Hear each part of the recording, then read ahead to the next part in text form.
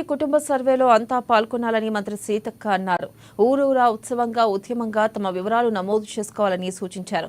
కులగణనలో తెలంగాణ దేశానికి ఆదర్శంగా నిలుస్తుందని చెప్పుకొచ్చారు. దేశవ్యాప్తంగా కులగణన జరిగితే అట్టడుగు వర్గాలకు అభివృద్ధికి దూరంగా ఉన్న కులాలకు న్యాయం జరుగుతుందని చెప్పుకొచ్చారు. కాంగ్రెస్ అగ్రనేత రాహుల్ గాంధీ కులగణన జరగాలి అని ఎంతో కాలంగా పోరాటం చేస్తున్నారని చెప్పారు. రాహుల్ గాంధీ సామాజిక విప్లవకారుడు, గొప్ప ఉద్యమకారుడని కొనియాడారు.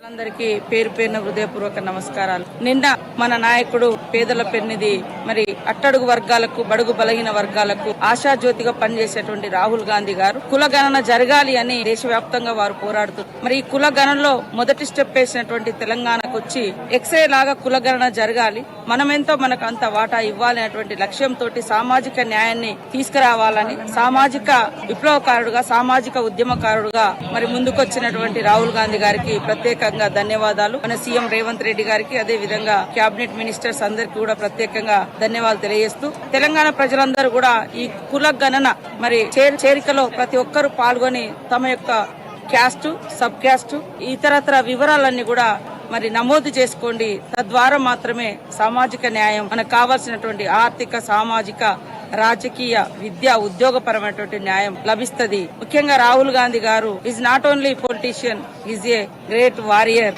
అండ్ రిఫార్మర్ అనేది కూడా మనం గుర్తుపెట్టుకుంటే ఆయన ఎప్పుడూ కూడా పేదల పక్షాన, అట్టడుగు వర్గాల పక్షానే ఉంటాడు. ఇచ్చిన మాట నిలబెట్టుకున్నాడు. కాబట్టి ఇవాళ తెలంగాణ రాష్ట్రం దేశానికి ఆదర్శంగా ఉండాలి. దేశవ్యాప్తంగా కూడా ఈ కులగణన జరుగుతూనే దేశంలో ఉన్నటువంటి అన్ని సామాజిక వర్గాలకు, అట్టడుగునున్నటువంటి సామాజిక వర్గాలకు, అభివృద్ధికి దూరంగా ఉన్నటువంటి కులాలకు న్యాయం జరుగుతుంది. ఈ యొక్క కుల గణన నమోదులో